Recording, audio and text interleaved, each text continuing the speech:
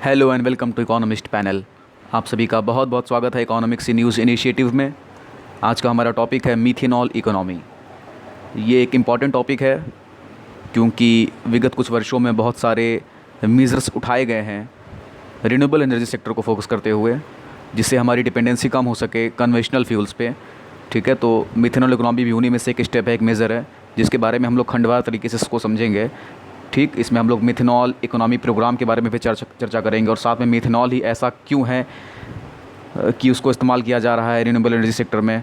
बहुत सारी बातों को चर्चा करेंगे। चलिए शुरू करते हैं बिना टाइम वेस्ट किए। एक प्रीलिम्स का आपको क्वेश्चन देता हूँ, सॉल्व करिएगा। Which of this bodies initiated the implementation of methanol economy programme. Methanol economy programme को कौन सी बॉडी इंप्लीमेंट कर रही है? पहला IPCC, ministry of renewable energy, NITI Aayog या फिर मिनिस्ट्री ऑफ फाइनेंस। तो इसमें से सबसे कम जो लग रही होगी वही इसका आंसर है। बाकी आप लोग आंसर खुद दीजिएगा। क्या है मिथेनॉल इकोनॉमी? आइए समझते हैं। मिथेनॉल इकोनॉमी ये है कि मिथेनॉल और डाई मेथिल ईथर, कौन कौन सी चीज़ें? फिर से देखिए, मिथेनॉल और डाई मेथिल ईथर दो चीज़ें क्या करेंगी? ये दो चीज़ें रिप्लेस करेंगी। किसको रिप्लेस करेंगी? फॉसिल फ्यूल्स को। इतनी सी बात है मिथेनॉल इकोनॉमी में कि मिथेनॉल और डाई मेथिल ईथर जो है वो कन्वेंशनल फॉसिल फ्यूल्स को रिप्लेस कर दें। और जो फॉसिल फ्यूल्स इस्तेमाल होते हैं आपके बहुत सारे सेक्टर्स में इस्तेमाल होते हैं, जैसे कि एनर्जी स्टोरेज के लिए, ठीक है, और साथ में जो ट्रांसपोर्टेशन फ्यूल है आपका, गाड़ियों में जो पेट्रोल डीजल पड़ता है, ये सब यहाँ भी इस्तेमाल होते हैं फॉसिल फ्यूल्स। तो इन सब जगह पे जो है, और साथ में हाइड्रोकार्बन्स के सिंथेटिक मतलब सिंथेसिस के लिए रॉ मटेरियल का भी काम करते हैं फॉसिल फ्यूल्स। ठीक है, तो हर जगह पे फॉसिल फ्यूल्स को रिप्लेस कर दिया जाए किसके द्वारा? मिथेनॉल और डाई मेथिल ईथर के द्वारा। तो ये मिथेनॉल ही इस्तेमाल क्यों किया जा रहा है, इसको भी हम लोग समझ लेते हैं। बाकी कुछ क्यों नहीं, गुड़ वुड़ क्यों इस्तेमाल नहीं किया जा रहा है? तो इसका वजह यह है कि पहली बात तो क्या है कि ये low carbon hydrogen carrier fuel है। लो कार्बन मतलब इसमें कार्बन का कंटेंट बहुत कम होता है। ठीक है, और आप जानते हैं कि पेरिस क्लाइमेट डील के तहत भारत को क्लाइमेट कंटेंट को अपना 33 to 35% कम करना है according to the level of 2005। तो उसके उस नॉर्म के तहत भी, और साथ में ये हाइड्रोजन बियर कर रहा है। तो एक बात आपने और सुनी होगी हाल ही में, अगर आप लोग पढ़ते रहते हैं तो, कि भारत हाइड्रोजन इकोनॉमी की तरफ ही मूव करना चाह रहा है। तो ये दोनों कारणों की वजह से मिथेनॉल को इस्तेमाल किया जा रहा है। एक बहुत बड़ा कारण और है कि मिथेनॉल को बनाया किससे जाता है। तो जो उसको बनाने वाली चीज़ें हैं वो भी इस प्रकार की हैं जो थर्ड क्वालिटी की चीज़ें हैं, जिनका हमारे जीवन में कोई इतना महत्व नहीं है, तो वही खर्च हो रही है सिर्फ, तो कोई ज़्यादा घाटा नहीं है। पहले कौन कौन सी चीज़ें हैं? प्रोड्यूस्ड फ्रॉम हाई ऐश कोल, जो जिसमें ज़्यादा राख निकलती है, ऐसे कोयले से इसको बनाया जा सकता है मिथेनॉल को। ठीक है, थर्मल पावर प्लांट से जो CO2 निकलती है उससे इसको बनाया जा सकता है, प्लस नेचुरल गैस इसको बनाया जा सकता है, मिथेनॉल को निकाला जा सकता है, प्लस एग्रीकल्चर रेसिड्यू, जो आपने पराली जलाने के बाद स्टेबल बर्निंग के बारे में सुना होगा हरियाणा और पंजाब और दिल्ली में। ठीक है, तो उसके बारे में भी आप जानते हैं अच्छे तरीके से, वो भी एक ट्रेंडिंग टॉपिक है। तो उसकी मदद से भी, उस एग्रीकल्चर रेसिड्यू की मदद से भी आप मिथेनॉल को उत्पादित कर सकते हैं। तो थर्ड क्वालिटी की चीज़ों से एक बढ़िया चीज़ बन रही है, तो अच्छी बात है। आगे बढ़ते हैं। मिथेनॉल इकोनॉमी प्रोग्राम किसने इनिशिएट किया है? नीति आयोग ने। ठीक है, जवाब मिल गया आपको अपने सवाल का। किसने इनिशिएट किया है? नीति आयोग ने इनिशिएट किया है। क्या काम इसमें होगा? इसको एम किया गया है कुछ खास चीज़ों को टारगेट करते हुए। पहला, reducing our oil import bill. हमको जितना भी पैसा खर्च होता है ऑयल को इंपोर्ट करने में, कन्वेंशनल फ्यूल को इंपोर्ट करने में, ईरान से, इराक से, अमेरिका से, कई जगह से हम इंपोर्ट करते हैं, तो उसका बिल जो जाता है बहुत भयंकर जाता है। ठीक है, तो उसको भी हम लोग रिड्यूस कर सकते हैं मिथेनॉल इकोनॉमी प्रोग्राम से। मिथेनॉल इकोनॉमी बेसिकली ये है कि आप ब्लेंड करो मिथेनॉल को अपने उसमें क्या कहते हैं, पेट्रोल डीजल वगैरह में। ठीक है, जिससे हमारा पेट्रोल डीजल की मात्रा कम खर्च हो। ठीक है, जब पेट्रोल डीजल कम खर्च होगा तो जाहिर सी बात है कि हमारा कम पेट्रोल हमको मंगाना पड़ेगा बाहर से। ठीक है, दूसरी बात, reducing green house gases emissions. दूसरा एम इसका ये है कि भैया अगर आप मिथेनॉल इस्तेमाल करोगे तो पेट्रोल जाहिर सी बात है कम इस्तेमाल होगा, और पेट्रोल ही ज़्यादा वो करता है, इफेक्ट डालता है ग्रीन हाउस गैसेज के एमिशंस पे। ठीक है, उसमें CO2 बहुत ज़्यादा रिलीज़ होती है, SO2 बहुत ज़्यादा रिलीज़ होती है। ठीक है, SF6 बहुत ज़्यादा रिलीज़ होती है। ठीक है, सल्फर इसका फ्लोराइड।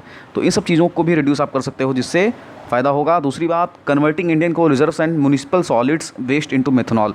हम इस पर भी फोकस करेंगे इस प्रोग्राम में कि हमको जो मेरे पास कोल रिजर्व्स हैं, तो जाहिर सी बात है कोयले से भी आपको अभी पता ही कि हाई कोल रिजर्व से, जो हाई कार्बन वाला जो है कोल होता है, हाई ऐश वाला कोल होता है, उससे भी हमारा मिथेनॉल बन सकता है। तो हम लोग अब ये प्रयास करेंगे कि जो हमारे पास कोयले के भंडार है, उन कोयले के भंडार में हम किस में कन्वर्ट कर दें? मिथेनॉल में कन्वर्ट कर दें, ताकि मिथेनॉल को हम लोग भविष्य में इस्तेमाल कर सकें आगे एज अ फॉसिल फ्यूल। ठीक है, तो ये भी इस प्रोग्राम का एक हिस्सा है। तो कूट के माध्यम से पूछा जा सकता है आपसे IAS की परीक्षा में या फिर PCS की परीक्षा में कि इनमें से कौन से जो है मिथेनॉल इकोनॉमी प्रोग्राम के तहत शामिल एम हैं। ठीक है, म्युनिसिपल सॉलिड वेट रह गया। देखिए क्या होता है municipal solid waste. Municipal solid waste ये होता है बच्चों कि जो भी हमारे शहरी इलाकों में जो भी सॉलिड वाला कचरा इकट्ठा हो रहा है उसको म्युनिसिपल सॉलिड वेस्ट कहते हैं। ये बहुत बड़ी प्रॉब्लम आजकल के उभर के सामने आ रही है लोगों के, क्योंकि एक जो गाज़ीपुर में आपने सुना ही होगा, दिल्ली के पास बहुत ज़्यादा एक बड़ा कचरा का ढेर इकट्ठा हो गया है। तो इस टाइप की बहुत बड़े बड़े केस स्टडीज़ आपके सामने आते रहते हैं। तो उससे भी निपटने के लिए आपको आवश्यक है कि म्युनिसिपल सॉलिड वेस्ट को आप कन्वर्ट कर दें मिथेनॉल में। ठीक है, तो हम उसको भी कन्वर्ट करेंगे, plus create new job in setting up methanol production plant. जाहिर सी बात है क्योंकि नहीं, अगर आप चीज़ शुरू करेंगे तो कुछ लोगों की आवश्यकता तो आपको पड़ेगी। तो मिथेनॉल ब्लेंडिंग प्रोग्राम और मिथेनॉल इकोनॉमी प्रोग्राम में जब आप लोगों को इकट्ठा करेंगे तो इनको एम्प्लॉयमेंट मिलेगा तो उनका कंज्यूमर परचेजिंग पावर जो भी इंक्रीज़ हो जाएगी। जब परचेजिंग पावर इंक्रीज़ होगी तो इकोनॉमी में डिमांड जनरेट होगी। तो अभी हम लोग इससे जो जूझ रहे हैं स्लो डाउन से, उससे भी निपट सकते हैं। आगे बढ़ते हैं जल्दी से, क्या क्या स्टेप इसमें इन्वॉल्व होंगे। ये तो एम हो गया। अब स्टेप की बात करते हैं। पहला, 5 methanol plants based on high ash coals. High ash coal से जो प्राप्त होने वाला मिथनॉल है, ऐसे 5 प्लांट हमको लगाने हैं, ठीक है, इंडिया में। प्लस 5 DME प्लांट्स लगाने हैं। DME प्लांट्स क्या है, डाईमेथिल ईथर वाले प्लांट्स लगाने हैं, ठीक है। 5 मिथनॉल प्लांट्स जो हाई ऐश कोल से निकलते हों, 5 डाईमेथिल ईथर वाले प्लांट निकालने हैं, प्लस 1 नेचुरल गैस वाला प्लांट लगाना है, ठीक है।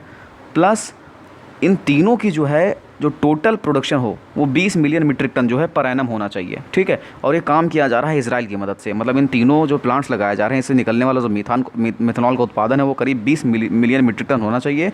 और ये सारा काम किया जा रहा है इजराइल की दोस्ती में, ठीक है। एक बड़ी बात और है कि 3 बोट और 7 कार्गो वेसल्स भी बनाए जा रहे हैं। किसके द्वारा बनाए जा रहे हैं, कोचीन शिपयार्ड लिमिटेड के द्वारा बनाए जा रहे हैं। ये किसको दे देगी बना करके, ये दे देगी inland waterway authority of India, ठीक है, IWAI। ये नोडल एजेंसी है for implementing the inland waterway programme, ठीक है। So in order to implement the inland waterway programme, this waterway authority of India will use these 3 boats and 7 cargo vessels for building up methanol blending programme, okay. So आगे बढ़ते हैं जल्दी से। Benefits क्या क्या होंगे इसके, तो 4 बड़े बेनिफिट। पहला, 15% अगर आप मिथनॉल मिला दोगे गैसोलीन में तो जाहिर सी बात है 15% आपका गैसोलीन का इम्पोर्ट कम हो जाएगा। पहला बेनिफिट तो ये हो गया। दूसरी बात, bring down GHG emissions by 20%। जैसे आप 15% मिथनॉल मिलाओगे गैसोलीन में, वैसे ही आपका GHG का इमिशन जो है ग्रीन हाउस गैसेस का, वो 20% डाउन हो जाएगा। अगली बात, 15% रिडक्शन हो जाएगा आपका फ्यूल बिल में। जाहिर सी बात है कि आप अगर जब अपने घर का ही चीज़ इस्तेमाल कर रहे हो तो बाहर से नहीं मंगाओगे तो खर्चा ही नहीं होगा, ठीक है। तो उसके अगली बात, हम लोग 6000 करोड़ रुपये बचा सकते हैं। अगर हम लोग LPG सिलेंडर्स में डाईमिथिल ईथर मिला के उसको बेचें तो हम लोग 6000 करोड़ रुपया बचा सकते हैं साल भर में, ठीक है। ये बहुत बड़ी बात है। आगे बढ़ते हैं, इंडिया ने क्या क्या एफर्ट किए हैं इसको समझ करके लेक्चर को एंड करूँगा। Installed methanol production capacity of 2 metric tonne per annum, ठीक है। 2 मिलियन मीट्रिक टन जो है भारत ने प्रोडक्शन कैपेसिटी इंस्टॉल कर ली है मिथनॉल बनाने की। ये बड़ी बात हुई है इंडिया के सेक्टर में। Plus methanol economy programme launch किया गया है नीति आयोग के द्वारा, हमने समझा ही दिया है पूरा कायदे से, ठीक है। ये सब चीज़ें जो बता रहे हैं सब मेंस के एग्जाम के पॉइंट ऑफ व्यू से बहुत अच्छी है। मिथनॉल इकोनॉमी पे सवाल बहुत ज़्यादा चांसेस है कि आ जाए मेंस में, क्योंकि एक नया सेक्टर इवॉल्व हो रहा है और मेंस में ऐसे सेक्टर्स पे बहुत फोकस किया जाता है, ठीक है। तो मिथनॉल इकोनॉमी की भारत में क्या संभावनाएँ हैं, इस टाइप की सवाल बन सकता है मेंस में, ठीक है। अगला, मिथनॉल जो है एक 15% मिथनॉल ब्लेंडिंग प्रोग्राम भी स्टार्ट किया गया है। ये मिथनॉल इकोनॉमी से डिफरेंट है। मिथनॉल इकोनॉमी में क्या चल रहा था, मिथनॉल इकोनॉमी में आपको मिथनॉल बनाना है, और मिथनॉल ब्लेंडिंग प्रोग्राम में आपको 15% मिथनॉल मिलाना है। और मिलाना किस में है, चाय में नहीं, पेट्रोल में, ठीक है। पेट्रोल में मिथनॉल मिला के आपको बेचना है जिससे 15% पेट्रोल कम खर्चा हो, ठीक है।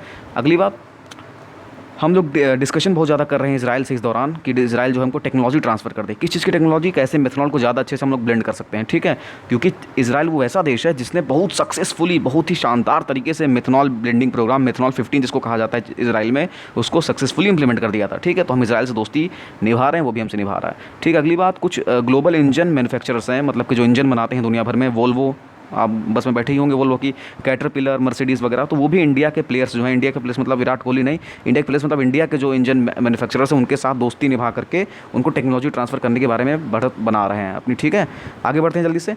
असम पेट्रोकेमिकल्स, असम पेट्रोकेमिकल से कंपनी है असम की, ठीक है। उसने लॉन्च किया है भारत का पहला कैनिस्टर जो बेस्ड होगा मिथनॉल कुकिंग फ्यूल पे, ठीक है। ये भी आपकी परीक्षा में पूछा जा सकता है, या तो इस संस्था का नाम आ सकता है PCS में, या तो असम का नाम आ सकता है, ठीक है।